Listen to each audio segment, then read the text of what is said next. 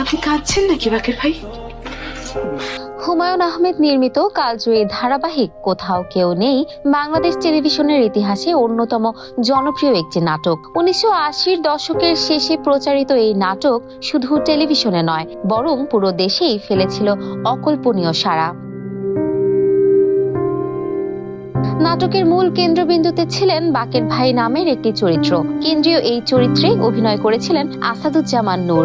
বাকের ভাইয়ের মতো এই কাল্পনিক চরিত্রের প্রতি মানুষের আবেগ ও ভালোবাসা এতটাই তীব্র ছিল যে নাটকের শেষ পর্বে বাকের ভাইয়ের ফাঁসির বিরুদ্ধে আন্দোলন শুরু হয় ঢাকার বিভিন্ন জায়গায়। সে সময় মানুষ রাস্তায় নেমে চিৎকার করে বলেছিলেন, বাকের ভাইয়ের ফাঁসি আমরা মানি না, ফাঁসি চাই না, বাকের ভাইকে বাঁচাতে হবে।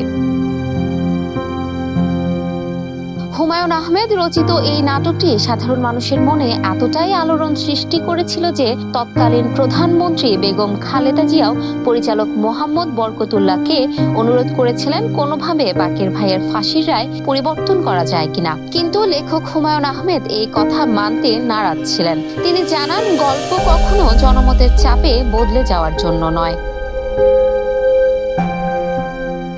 গল্পের নাটকীয় মোড় নিয়ে বিতর্ক আরও তীব্র হয় যখন বাকের ভাইয়ের ঘনিষ্ঠ বন্ধু বদির বাড়িতে সাধারণ মানুষ সত্যি সত্যি হামলা চালায়। শুরু হয়ে যায় চরিত্রের সঙ্গে বাস্তবের মিশে যাওয়ার এক বিরল উন্মাদনা। দর্শকের উত্তেজনা চরমে ওঠায় নিরাপত্তার স্বার্থে শেষ পর্বের শুটিং করা হয় গোপনে, আর সিরিয়ালের আরেক গুরুত্বপূর্ণ চরিত্র বদিকে রাখা হয় নিরাপদ স্থানে। অবশেষে প্রচারিত হয় বহুল প্রতীক্ষিত শেষ পর্ব, যেখানে দেখা যায় একজন তরুণী বাকের ভাইয়ের লাশ নিতে অপেক্ষা করছেন। তিনি বাকের ভাইয়ের কে হন জানতে চাইলে উত্তরে মেয়েটি বলেন, সে বাকের ভাইয়ের কেউ না, তবে মুনা নামের এই মেয়েকে সবাই চেনে। লেখকের নির্দেশ মতো বাকের ভাইয়ের পরিণতি বদলায়নি, কিন্তু শেষ হওয়ার পরও শেষ হয়নি নাটকের প্রভাব, বরং এটি আজও বাঙালির আবেগের এক জায়গা।